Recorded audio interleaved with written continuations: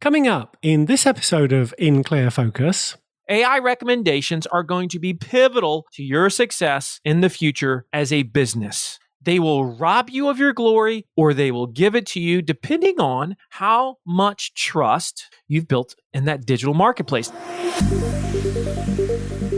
You're listening to In Clear Focus, fresh perspectives on marketing and advertising, produced weekly by Big Eye, a strategy-led full-service creative agency growing brands for clients globally. Hello, I'm your host, Adrian Tennant, Big Eye's Chief Strategy Officer. Thank you for joining us. Here's a sobering fact. Your ideal customers are increasingly getting their answers without ever clicking through to your website. Google's AI overviews, ChatGPT responses, and social media snippets are creating what some call the zero-click economy. For brand marketers, this isn't just a traffic problem, it's an existential question about how brands get discovered, trusted, and chosen when traditional digital marketing playbooks are becoming obsolete. Our guest today has spent years predicting and preparing for exactly this shift. Marcus Sheridan is an internationally recognized business strategist, keynote speaker, and partner at Impact, a leading digital sales and marketing agency. He's best known for pioneering the They Ask, You Answer philosophy, which advocates for radical transparency in business communication, an approach that's proving increasingly vital as traditional marketing channels evolve. Marcus's strategies have generated over $1 billion in revenue and have been adopted by more than 100,000 businesses globally. He's the author of the best-selling book They Ask, You Answer, and his latest work, Endless Customers, a proven system to build trust, drive sales, and become the market leader, directly tackles how brands can thrive when customers may never visit their websites. To discuss building trust and endless customers in this new era, I'm delighted that Marcus is joining us today from his home base of Virginia. Marcus, welcome to In Clear Focus. Adrian, it's great to be here. I think we're going to have a productive conversation today, my friend. You discuss a massive trust deficit that makes customer acquisition harder than ever. What are some examples you're seeing right now? When you think about it, we got a situation where we don't know who to believe, right? We don't know what brands to believe. We don't know what politicians to believe. We don't know what leaders to believe. We don't know what CEOs to believe. We don't know what thought leaders to believe. I mean, it just like goes down the board, right? So the moment anybody or anything says something that we don't expect, suddenly we just lean in and say, wow, I didn't think that would happen. And of course, the one thing that is fundamental to business that's never going to change, because there's a lot of changes right now, as you know. It's crazy. Mm-hmm. The one thing that's fundamental is trust. Because if I said to you, Adrian, is trust going to be fundamental to your business, whatever it is, in 10 years, you'd say, yeah, of course. But if I said, is Facebook going to be a big deal? You'd say, well, I have no idea because it's a platform. If I said, is Google going to be a big deal? You'd say, well, I don't know. That could come and go. Maybe it's been replaced completely by AI or some other platform by then. So platforms come and go, but principles never die. And trust is that centerpiece of every business. And if we win the trust battle, we're going to be built to last. Well, your framework for building a known and trusted brand includes 4 key pillars. The first is about saying what others won't online, including what you call the Big 5. Yeah. Marcus, could you explain what the Big 5 topics are and why they tend to be avoided?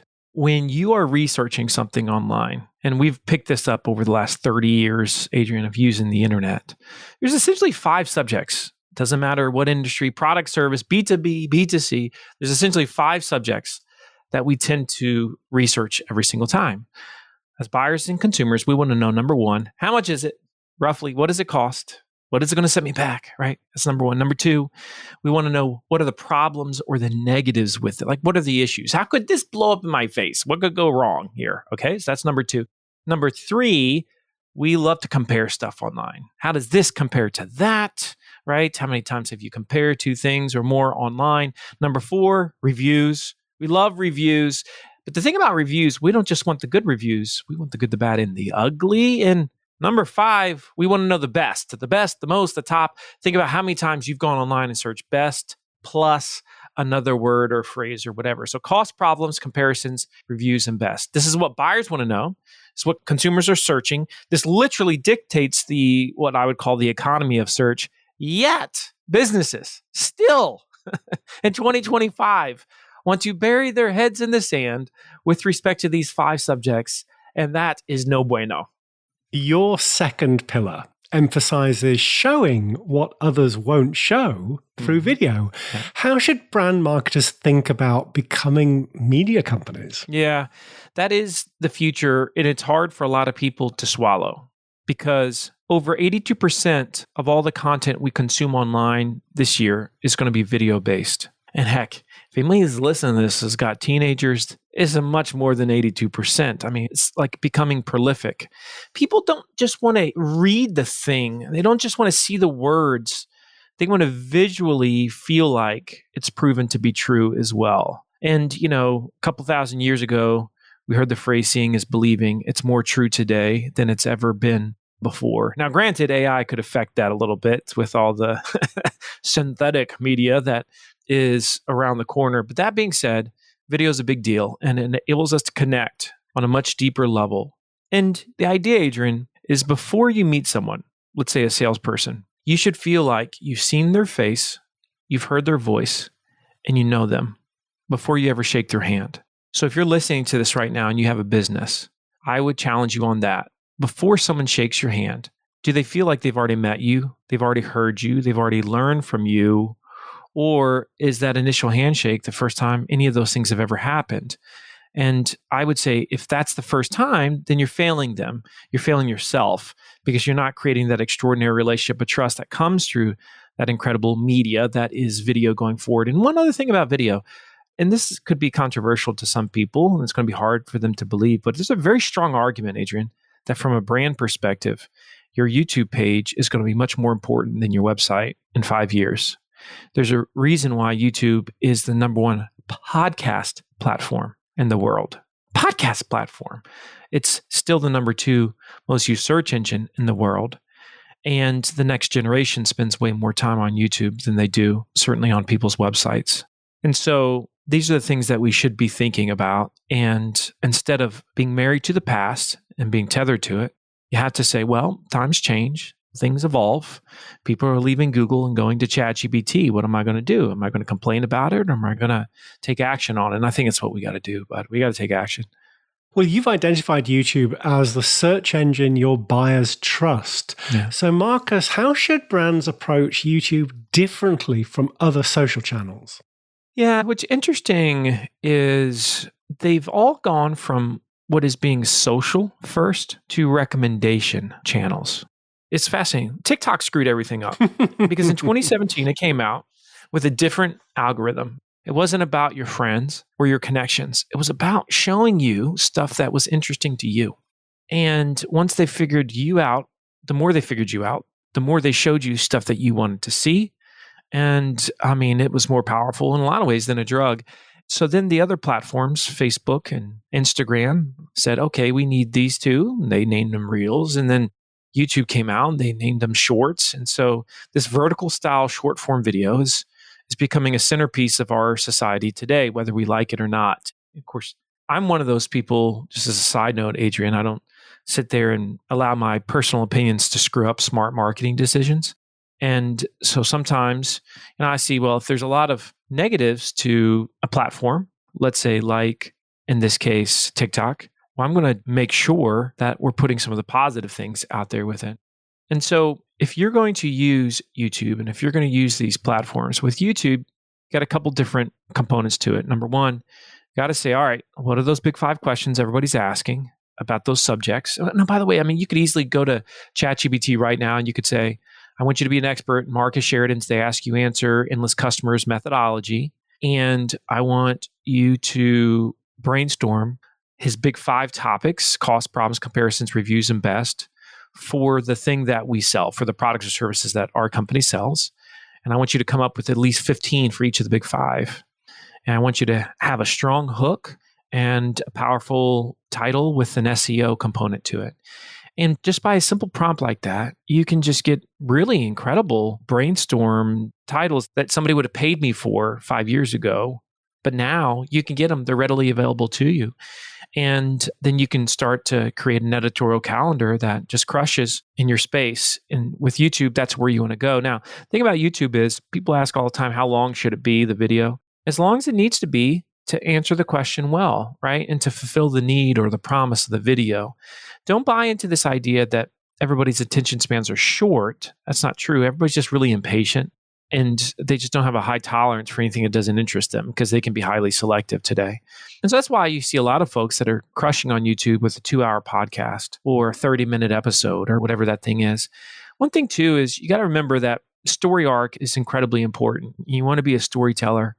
You want to learn how to break down that fourth wall. When you're talking to somebody on YouTube, you want to talk to them in such a way where you say things like, let's say you were selling, like in my case, as a previous pool guy, fiberglass swimming pools. So if I make a video on how much a fiberglass pool costs, I might say something like this. Have you been researching fiberglass pools and you're asking yourself, well, how much do these cost? Nobody seems to want to talk about it online. Are you saying to yourself, I just need to get a sense for what this is going to run me because I'm trying to set my budget? Well, if that's you, you're not alone. And here at River Pools, or whatever the name of your company is, we get asked that question all the time too. And we feel like it's your right to at least get a sense for what it is before you talk to one of our salespeople. So in this video, what we're going to do is we're going to have an honest conversation about all the costs and associated pricing that comes with a fiberglass swimming pool. And by the end, you should have a very good sense as to what a fiberglass swimming pool would cost you, right? Now that's just like personal. It's simple. And that little format that I just did, you could file that with any industry, with any video. But I'm just talking to you. It's like, are you thinking this? Are you asking this? Are you frustrated with, right? That's how you want to think about this. And that's how you want to do this. And, YouTube is one of those things where many people say I'm not good on video, but then all of a sudden they start doing it. And then I hear them say things like, actually, I'm great on camera. If you're good with people, you could be great with video. I'm serious about that. Start seeing the camera as a real person, not as a camera. Start talking to a specific person. Think of a person who you're talking to, and you're going to see that the algorithm will start to recommend you like we talked about, and you'll get traction. Your third pillar involves selling in ways others aren't willing to sell, including what you call seller-free experiences. How do self-service tools contribute to brand trust? Yeah, so a really important stat here, Adrian. 75% of all buyers today say they would prefer to have a seller-free sales experience. Think about that, 75%. And that number's growing every day. It doesn't mean that we hate salespeople. We just don't want to talk to them until we're good and ready, until we're confident, we're comfortable, we feel like we're not going to make a mistake, right? And so the way you take advantage of this as a business is through self-service. And self-service are generally tools, interactive tools online that allow you to get an answer or take an action that previously you would have had to have gotten by talking with a human first. So let me give you a classic example. And in the book, Endless Customers, I give you 5 specific examples of self-service. One of the most powerful, and it should not come as a surprise, are self-pricing tools. So self-pricing is when you allow someone to get a general estimate as to how much the thing is going to cost. Because the first question someone has, the gateway of the buyer's journey, is the question, roughly, what's this going to cost?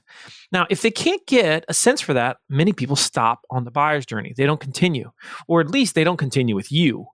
And so you want to open up that gate. You want to give them permission to say, okay, now I feel like I understand. And the way you do that, one of the best ways to do that is through a pricing estimator. And so it asks a series of questions. If you're listening to this right now, if I came to you and I said, can you give me a sense roughly for what your product or service costs? You'd say, sure, but let me ask you some questions first. You'd ask me a series of questions. And at the end of that, you'd say, well, Marcus, based on what you just said, you're likely looking in the neighborhood of X to Y. And I'd say, oh, okay, great. That's wonderful. That's all I need to know. And so that is a catalyst. That's a gateway. I actually started a software company on this called Price Guide. It's amazing. We've got a ton of data on this. Price Guide allows you to quickly and easily build pricing estimators. And this specializes with service-based businesses, manufacturers. And what's so cool about this is what we've found now, we've got hundreds and hundreds of clients using the software. And that is when you add a pricing estimator to your website and you show it clearly on your homepage and you use the phrase get instant estimate, or a very similar phrase, but that's the power phrase, instant estimate. what happens is you see a 300 to 500% increase in leads conversions. So if you're getting 5 leads a week right now from your website, let's say hypothetically, if you put a pricing estimator on there, you're going to get 15 to 25. That's amazing. It's going to build your database, and it's going to help you in the short term and the long term. This is going to be table stakes in the future. I can tell you, for service-based businesses especially, 90% within the next 5 years are going to have a pricing estimator tool on their site. The question is, if you're listening to this, are you going to be a leader or are you going to be a follower? Because I can assure you that you're going to have to give into this at some point. The question is when. Let's make sure we get the name of your software. Can you just repeat it for us again? It's Price Guide. You can find it at priceguide.ai. It's incredibly inexpensive, costs about $200 for an entire year, and you usually make that up in the first day. Let's take a short break. We'll be right back after this message. Hello, I'm Kate Mackey, author of B2B Marketing Fundamentals, Drive Impact Across Brand, Reputation, Relationships and Revenue, published by Kogan Page. My book translates well-proven marketing theories and frameworks into actionable strategies specifically designed for B2B marketing. Drawing on over 20 years of experience, I address the unique complexities that B2B marketers face on a daily basis. This book will help you build stronger brands and drive measurable revenue results. You'll discover how to leverage AI and connected data for actionable insights, with real-world examples to illustrate effective B2B marketing in practice. As an InClear Focus listener, you can save 25% on B2B Marketing Fundamentals when you order directly from koganpage.com. Just enter the exclusive promo code BIGI25 at checkout. Shipping is always complimentary for customers in the US and UK. I hope my book helps you develop the foundational knowledge and skills necessary to deliver effective marketing strategies that drive tangible business impact. Thank you.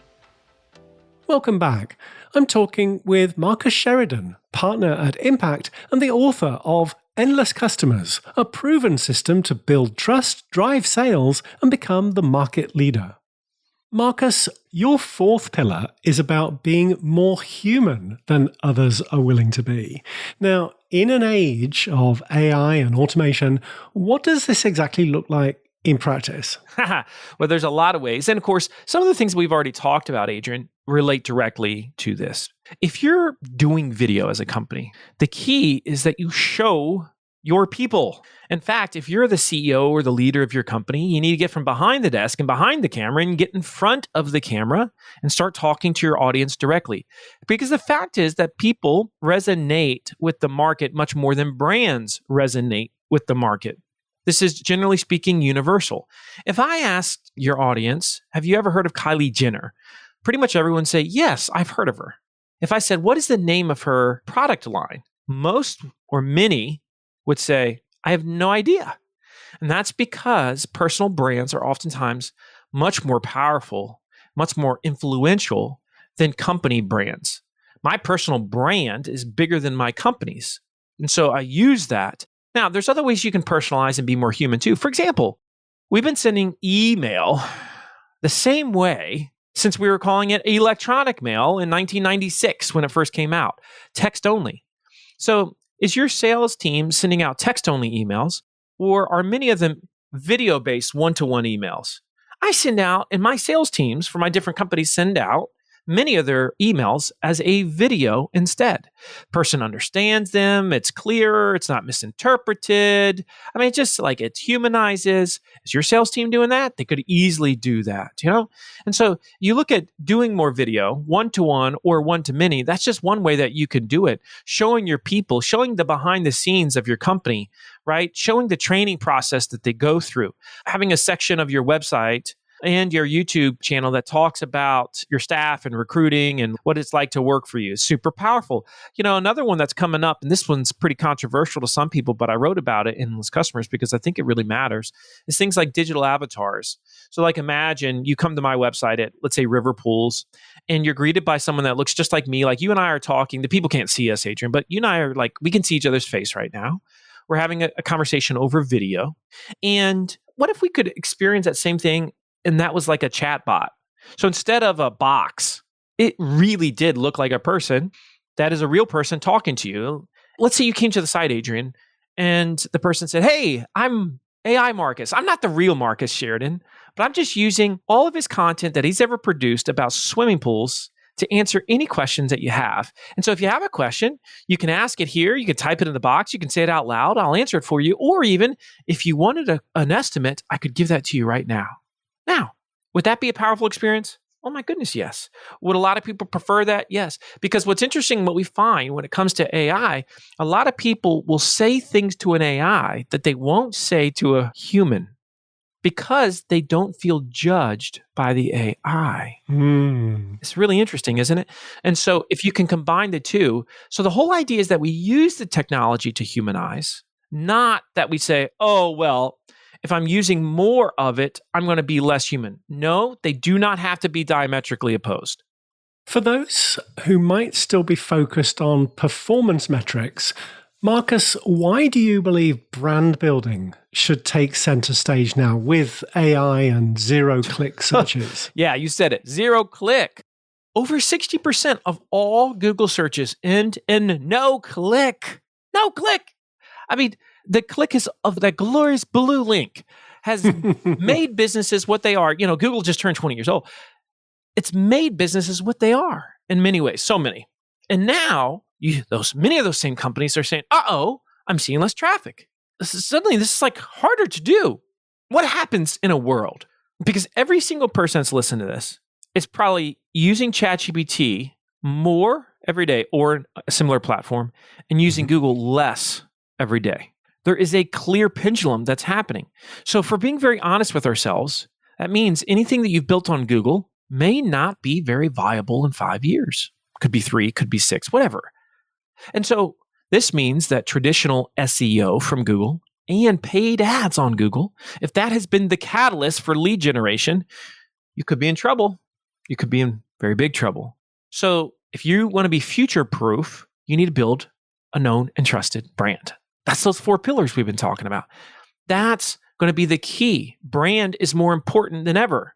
And you've got to do this in such a way that not only are you building your brand with humans, but you're building your brand with AI. That AI is recommending you. AI recommendations are going to be pivotal to your success in the future as a business. They will rob you of your glory or they will give it to you depending on how much trust you've built in that digital marketplace. Now, how do you build that trust? Through trust signals. What are trust signals? Every single review that somebody posts about you online, it's a trust signal potentially. Every single piece of content you produce online, that's a trust signal. Audio, visual, text. Adrian right now is producing a trust signal for his brand. I'm producing a trust signal for my brand. All of these say to AI, hey, when you're looking for such and such, maybe you want to consider these people. That's the power of trust signals, and you've got to get really, really good at creating them. Let's get specific. Any top tips for how brands should start creating them? Yes. Let me give an example of what a future shopping experience might look like. Let's use pools again because it's easy for everybody to understand. And this is hard for people to fathom, but this is happening, Adrian. In the future, you're going to have this thing called an AI agent. You're going to have different AI agents, but they're basically digital assistants that'll do anything you want to do without you having to spend the time to do it. So you might say to your little digital assistant, your AI assistant, you might say to it, hey, we've decided we want a swimming pool. I want you to research all of our local swimming pool companies within a 60-mile radius. I want you to research and I want you to come up with your list of top 5. Out of those top 5, I would like for you to recommend 2 to 3. I'd also like a general price estimate for each one for our project based on these parameters that I've given you. And then AI is going to go and it's going to come back in much less time than it took a human. And it's going to say, okay, I researched all of these companies. I took their different reviews that they've gotten. I took all the content that they've produced on their websites, the education that they have. Many of them didn't have enough reviews. Many of them didn't have enough content. So I eliminated those. And as I started to find the ones that had good reviews, I noticed only a small percentage of those had pricing estimators. And so I used each one of those pricing estimators for the parameters that you gave me. And I've come back with these 3 companies with the corresponding price ranges. Now, of these 3, would you like me to recommend you which one I think you should go with? Now, That's your future. You might say, that's crazy. No, it's not. Because if you're talking to Alexa every day and asking it to play you music, trust me, you're going to be asking that same type of experience for, hey, who should I use for my swimming pool? That's our future. And so what can you be doing as a company? Putting more trust signals out there. That comes in the form of big five content, like we talk about in Endless Customers, especially, leaning into that text and video, but also through interactive tools. This is going to be incredibly important. So that self-service tools on your website, especially self-pricing, make sure you do that. And now all of a sudden, you're going to increase those trust signals dramatically more than your competitors are doing.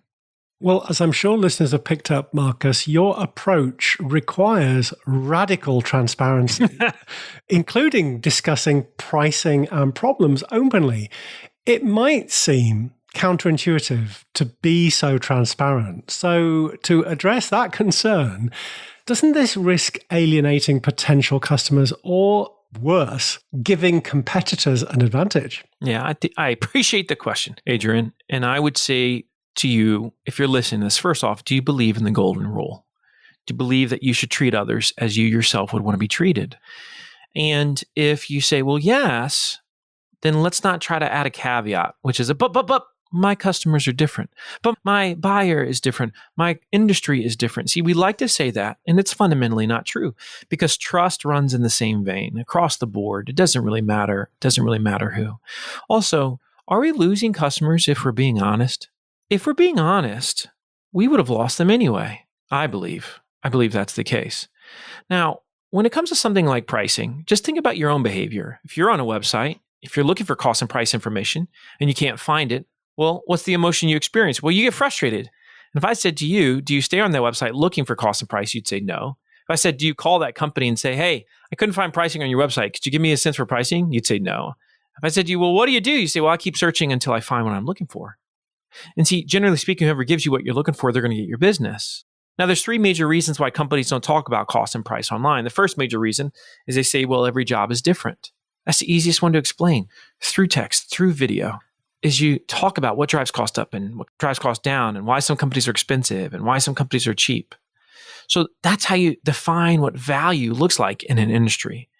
The second reason that we don't talk about cost and price, we say, to your point, Adrian, I don't want my competitors to see it. What's funny about that is if I went to your sales team or anybody that's in sales for your company right now, and I said, do you have a pretty good sense as to what your competitors charge? They'd say, absolutely. And so if you have a good sense as to what they charge, they've got a good sense as to what you charge. This is the big secret, non-secret. Everybody acts like nobody knows what everybody's charging, when in reality, everybody's got a pretty decent sense as to what everybody else is charging. Besides that, when was the last time your competitors paid your bills? Like never, it's not going to happen. We just shouldn't be basing important decisions on what the competition is doing. We should be obsessed with the buyer, not the competition. They will lead the way. The competition will slow you down. Third reason we don't like to talk about cost and price is we say, well, we tend to be more expensive. We just might scare them away. The thing that actually scares us away during the buyer's journey is ignorance. When we can't find anything, that's way more scary and it's way more bothersome too. Frankly, it really makes people kind of angry. And so when you educate someone on value and you explain to them why some companies are cheap and some companies are expensive, and you give honest ranges, that's all they need at first, man. That's all they need. Now you have done something that over 90% of your competitors aren't doing. You've won the trust battle, which is huge. You've won it with AI. You've won it with the human. You've won it probably with the search engine. Now you can get the traction. You can get the momentum. So again, it comes back to the golden rule. Now I explain all that and you're listening to this and you're like, yeah. Yet there's still probably a part of you saying, but I don't know. I just think our buyers are different. I'm telling you, I've got too much data on this. I've got data on your industry and every other industry out there because I've been talking and teaching about these transparent subjects and how buyers learn online and vet companies. I've been doing this for well over a decade. I've spoken on about 1,000 times. And I'm telling you, this is where we're headed. And it's not getting less transparent. We're not going to get less honest because anybody can learn this stuff now. So they're going to learn it from you, or they're going to learn it from your competitors, or they're going to learn it from AI, which hopefully is sourcing you, or it's sourcing your competitors. Which would you prefer? Great points. Your book mentions safety guidelines for AI content. Marcus, what are these and how do they help maintain that human element we've been talking about? Yeah. Well, I mean, the biggest safety guideline that you have is that there's a human that's involved. I don't suggest that you send something out that a human has embedded first. Also, you got to say, all right, when it comes to AI, are we choosing as a company a platform that is private, that the information isn't going to get out there, right? We got to make sure to protect our customers' information. We've got to make sure, like I said, that it matches our voice and our style and our brand. There shouldn't feel like when they meet you in person, it shouldn't feel different. I had an experience not too long ago, Adrian, where I talked to this, quote, thought leader. He was a prolific poster. I met this person in person, and they weren't that intelligent. I mean, I don't know how else to say it. They just weren't articulating their thoughts like they normally could. And I realized they're just a face, and they're using a bunch of other stuff. We're coming into an age of fake thought leaders. And, hey, I mean, I respect anybody for their hustle and their drive or whatever. But if you meet people in person, you want everything that they've heard and learned and seen from you to truly be from you. And obviously AI can enhance that. But man, when somebody meets me, they're like, Marcus, you're just like I thought you were. It's like if they read the book or if it's just like, you just kind of like you roll like I thought. That's because I write like I think, I talk like I think. I mean, what you see is what you get. I know I'm not everybody's cup of tea. There's been a certain percentage of people that have listened to this podcast already and said, not my cup of tea, I'm out. But then there's been another percentage that has said, I'm really vibing with this guy. I like how he thinks. I like his points. I like his style. I like his energy. All of it's good. All of it's fine, man. And, speaking of that, I mean, this is going to be really important for everybody. As you build a brand going forward, individually and as a company, you have to get very, very comfortable in your own skin, understanding who you are, but more importantly, what you're not. And if you're not something, you have to let that go. And you have to also let that audience go. It's okay that you're not everybody's cup of tea, that your product doesn't fit everyone's needs, that you can't serve every buyer that comes to you. In fact, if you could, you would be in trouble because that's an unsustainable business model. So these are just things to keep in mind as we go forward. Truly insightful conversation. Marcus, if listeners want to learn more about your work at Impact or obtain a copy of Endless Customers, what's the best way to do so? Well, I appreciate you asking, Adrian, and I appreciate you having me on your pod with your wonderful community. You can find me at marcussheridan.com as a speaker. You can find me on LinkedIn for my best thoughts I put there always first. You can find the book at endlesscustomers.com, and our company that helps other organizations become the most known and trusted voice by implementing endless customers is Impact, and that's impactplus.com. Perfect. Marcus, thank you very much for being our guest this week on In Clear Focus. Adrian, my pleasure. Thanks again to my guest this week, Marcus Sheridan, partner at Impact and the author of Endless Customers. As always, you'll find a complete transcript of our conversation with timestamps and links to the resources we discussed on the In Clear Focus page at bigeyeagency.com. Just select Insights from the menu. Thank you for listening to In Clear Focus, produced by Big Eye. I've been your host, Adrian Tennant. Until next week, goodbye.